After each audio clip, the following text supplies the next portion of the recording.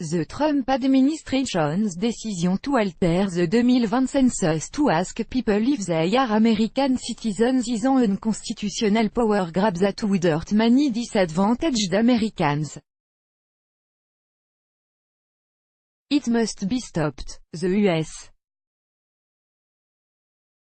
Constitution calls for actual enumeration of the total population for an explicit purpose, to count the residents, not just citizens, residents, of every state, to properly allocate congressional representatives to the state based on population.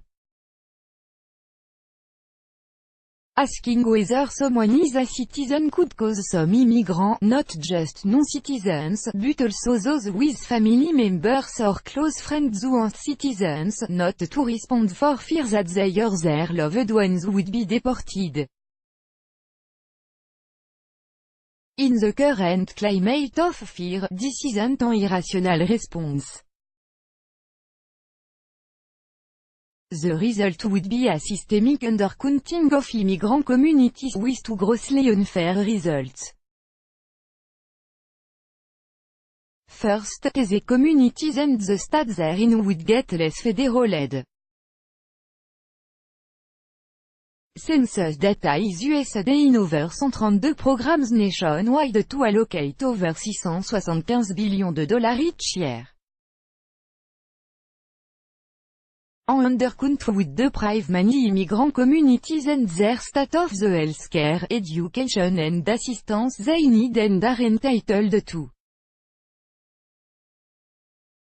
Second, the communities and the state therein would have fewer representatives in Congress. The census count determines the distribution of congressional seats among states. Under the Constitution, the seats depend on the total number of people residing in the state, not just citizens. Which is the real reason for this move by the Trump administration. It's no secret that immigrants with the right to vote tend to vote for Democrats. So undercounting neighborhoods that are heavily Latino or Asian would mean fewer Democratic members of Congress.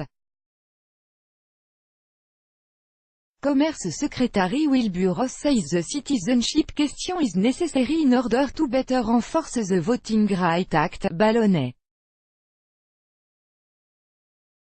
The Trump administration has shown zero interest in the Voting Rights Act.